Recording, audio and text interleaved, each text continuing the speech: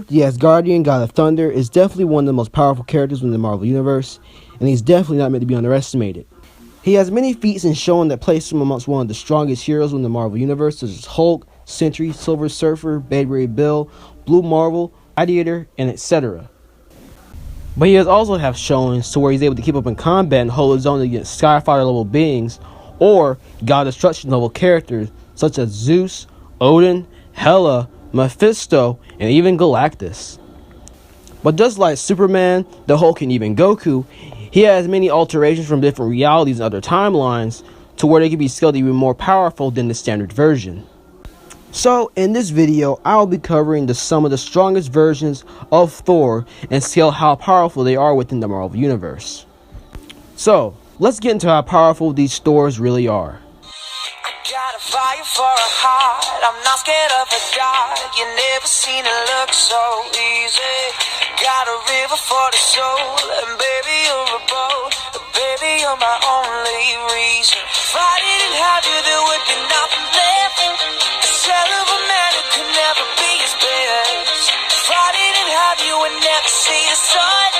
You taught me how to be someone, yeah. All my life stood by me, but no one else was ever behind me. So before we go into the other versions of Thor, let's cover how powerful base Thor is. And for those who don't know, I already covered a video on Thor and how powerful he is in his base, but if you want to know a little bit more, let's do a recap on some of Thor's impressive feats. Thor in his battle with Ray Bill has been able to easily shatter planets and has been able to converse in the sun and tank the heat of a star.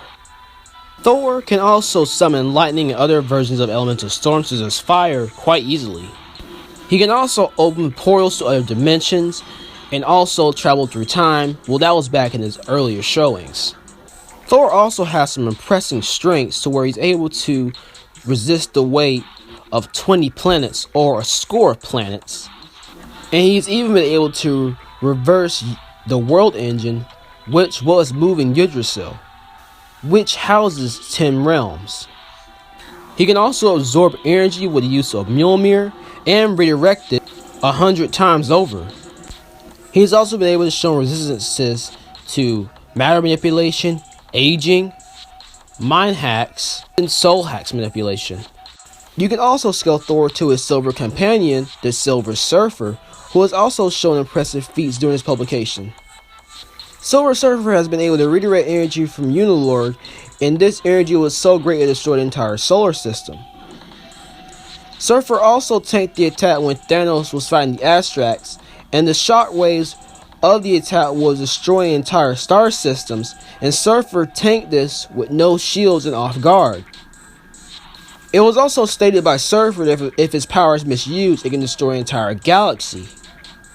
And Thor and Surfer has shown to be quite relative many times over their publications since they've been able to swap hands, keep them in combat with each other.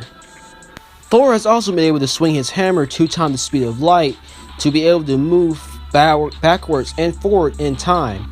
This would mean he would have immeasurable speed since time has no jurisdiction over him. Linear time. But since Thor lost his ability, he still has been able to keep up in combat with a character who is also on the same tier of speed. And as I said before, you can also be granted immeasurable speed if you're consistently being able to keep up in combat and react to a character who also has that level of speed, such as the Silver Surfer. And the Silver Surfer has also been able to travel back and forth through time on different occasions. So this would mean Silver Surfer also has immeasurable speed. And for anyone who said this is travel speed and not combat, they have easily been able to keep up in combat with each other on this same level of speeds. Heck, even Surfer fought a guy while he was traveling through time with his speed. But hold up guys, this is not even some of Thor's best feats. Thor has many other enchantments such as the Odin Force and the God Blast that can even scale him a lot higher than his regular showings. In Thor Volume 2 number 25, Thor with the power of the Odin Force and enchanted weapons was able to defeat the Thanosi clone.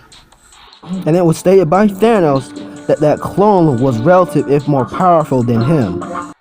He was also able able to defeat Majeston Zelia, a dark god, a Skyfire level being who was able to steal the power of Odin and use it for her own. And Thor was able to one-shot her with the God Blast. Keep in mind that Skyfire level beings could be ranged into those low multiversal to multiversal plus ranges quite easily, scaling off of Odin, Mephisto, and Zeus. Thor has also been able to cause the mighty Galactus pain and severely damage a hungry Galactus with a God Blast, to where even Galactus believed he would die if he had stayed there any longer. And also keep in mind that in the Annihilation event, Galactus gave Silver Surfer a power boost, and Thor has been able to keep up in combat and hold his own against the Silver Surfer with this initial power boost. So that even proves that Thor and Surfer are quite rivals in power, and it backs up the scaling that Thor and Surfer have comparable to each other, and also with the high balls they have also. Thor has also been able to compete with the likes of Zeus, Mephisto, and even Vishnu multiple times over in the past. Thor also been able to hold his own to keep him in combat with the likes of Gorr the God Butcher, who at this time was so powerful he was able to slap around old King Thor, young Thor, and yes, modern Thor. But though modern Thor has been able to hold his own pretty well against Gorr, and he was able to tank Gorr's blows. So it's pretty good on Thor's part. Thor has also been able to fight and defeat a being in the name by Glory, who at this time had the power of a whole entire pantheon of gods. And Glory is one of the Chaos Kings, or Amatsu Mikaboshi's most powerful servants. So you have a good idea how powerful Glory is. Thor is also able to harness the power of the Null Bomb, which can destroy the Black Galaxy. And during Ragnarok, Thor was able to tank the explosion of Mjolnir when it was destroyed. So this is pretty impressive by Thor. Now that we scaled modern Thor, let's cover how strong his other versions are, and determine which one of them is the strongest. First off, let's cover how powerful Jane Foster is. During Original Sin, Thor, when he fought against Nick Fury whispered something into his ear, which was later revealed to be Gorr was right, and Thor became unworthy to lift his hammer.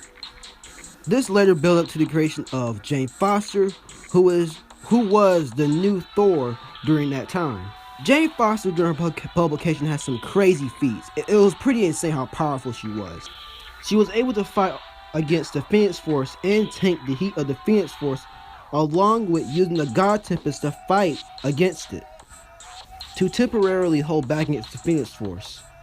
The Phoenix Force can be scaled at least for a low ball to be a multiversal abstract, and many beings are able to host the Phoenix Force also have feats on that level, such as Jean Grey, Wolverine with the Phoenix Force, etc. And you can scale Jane Foster off of that since she was able to temporarily hold her own against the Phoenix Force and tank it. Jane Foster also have another impressive feat, to where she's able to fight on par against Odin and, well, pretty much bullying him a little bit. And the reason this is impressive is because Odin, as I said before in my previous videos, has shown universal to multiversal feats quite easily. And since Jane Foster was able to fight on par and pretty much slap him, they were trading blows.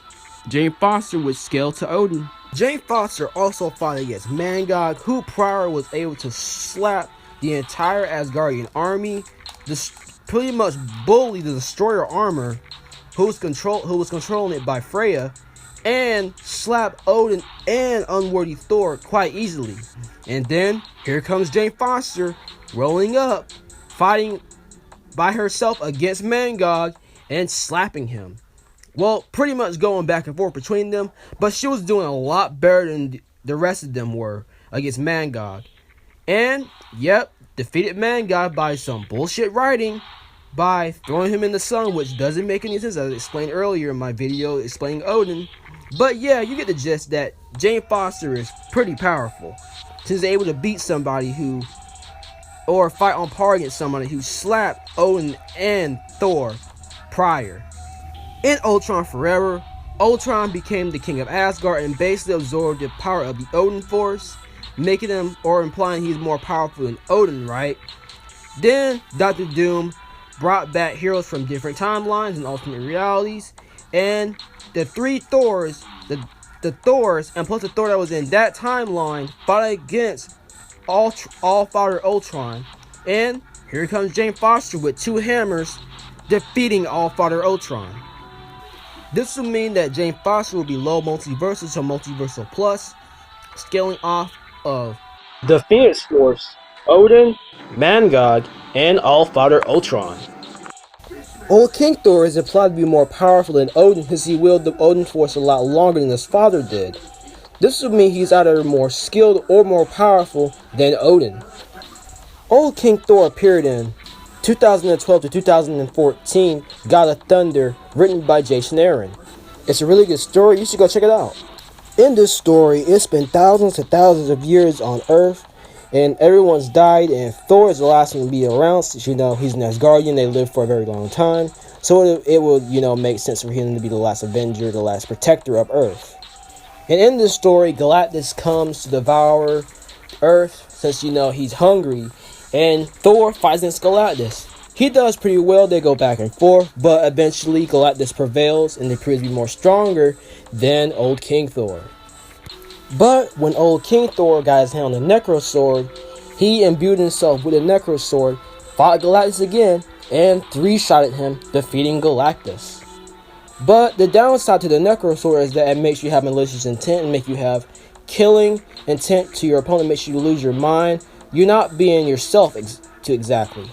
And in my gore video, I mentioned the Necro Sword and the boost it can give, but to give you a good example on how powerful or how much of a boost you would get from the Necro Sword, Gore went from being a fodder human level being to be able to fight against Old King Thor, Young Thor, and Modern Thor, and clapping them.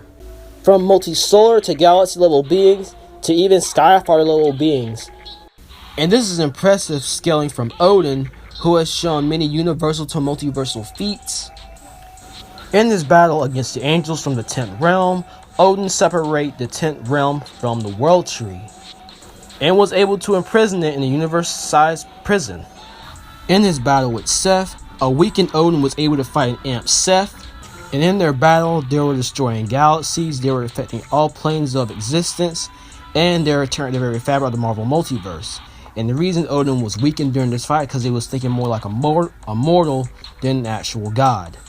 So he was restricting himself, thinking more of a mortal.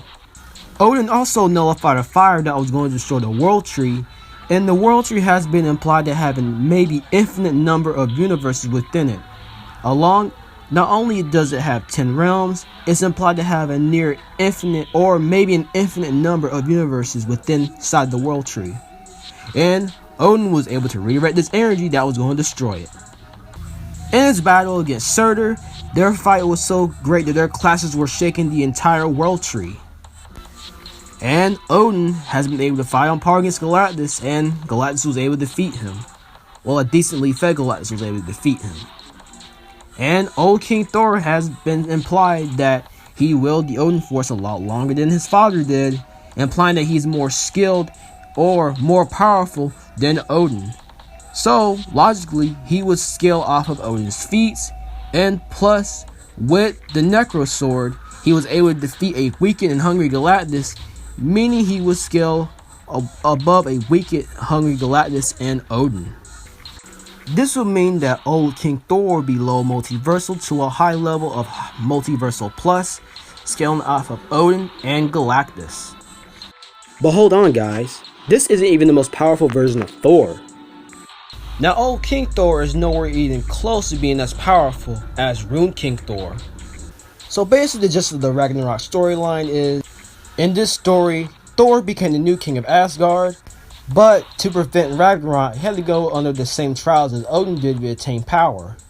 But just like Odin, but more to a greater extent to achieve more power, since Odin had to exchange an eye for knowledge and power, Thor had to exchange both of his eyes and hang on the World Tree a lot longer than his father did to achieve greater heights of strength. In the process, he achieved higher levels than his father did, greater knowledge, and with the power and more power of the runes and more power than Odin. He was also able to see the past, present, and the future simultaneously.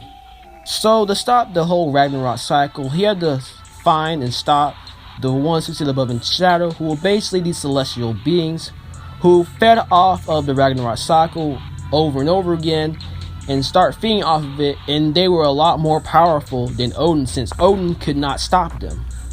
And despite these beings being more powerful than Odin, Thor, in the chatness he is, one-shot at them along with the World Tree. In this process, it completely stopped the Ragnarok cycle. So why is this impressive? Like I said before, Odin has shown many universal to multiversal feats, as I said prior. The whole thing with him separating the 10th realm from the World Tree and sealing it into a universe-sized prison. His battle with Seth, they were affecting all planes of reality. They were destroying the fabric of the multiverse. Galaxies were being destroyed. And this battle with Surtur, they were shaking the entire World Tree. Odin nullified a fire that was going to destroy the World Tree, which has a possible, maybe infinite number of universes within it with their own space-time continuums and their own cosmos. And Rune King Thor was able to one-shot beings that scaled above Odin, since Odin could not stop them. He one-shot them along with the World Tree. And it could possibly be that there are celestial beings like the Celestials are, but it's more the case there are more just separate celestial beings in the celestial race. But regardless, Thor was able to one-shot them, several of them, along with the World Tree, meaning that Thor, Rune King Thor, would be multiversal plus to 5D, so these scales above beings that scale above Odin. And he one-shot them along with the entire multiversal construct of the World Tree. Well, the multiversal plus construct. And if there are celestial beings, this will even make it more backup, since celestials are above Galactus and Skyfathers. And even no-name celestials are even above Galactus and Skyfathers, since no-names can be scaled to 5 to 6D, going off of Cubic and Cosmos, since they is child's play for them to be infinite 4D, and just a no-name celestial is able to transcend them multiple times and be infinitely above them, which would mean that there will be this would mean that no-name celestials will be in those 5 to 6D ranges. But even if you don't want to use that, Rune King Thor would be easily in those multiversal plus to high multiversal ranges in terms of power and capability. But there you go, guys. I hope you enjoyed the video on the different versions of Thor and how powerful they are. And if you want any more videos, I will gladly give them out to you.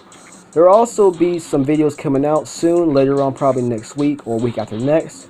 We will be finishing the Versus Battle debunk, and we'll also be finishing that long-awaited Cumber. How does he stand within the DC universe, and where would he be placed? I'll be getting back with Mr. Turbo or Hanma the God on that, and we'll be gladly to finish doing that series on Cumber. But I hope you enjoy. If you like the video, please hit like, share, and subscribe. Also comment down below. And hit the notification button for some more videos, and stay in tuned. And I will see you guys next time. Peace.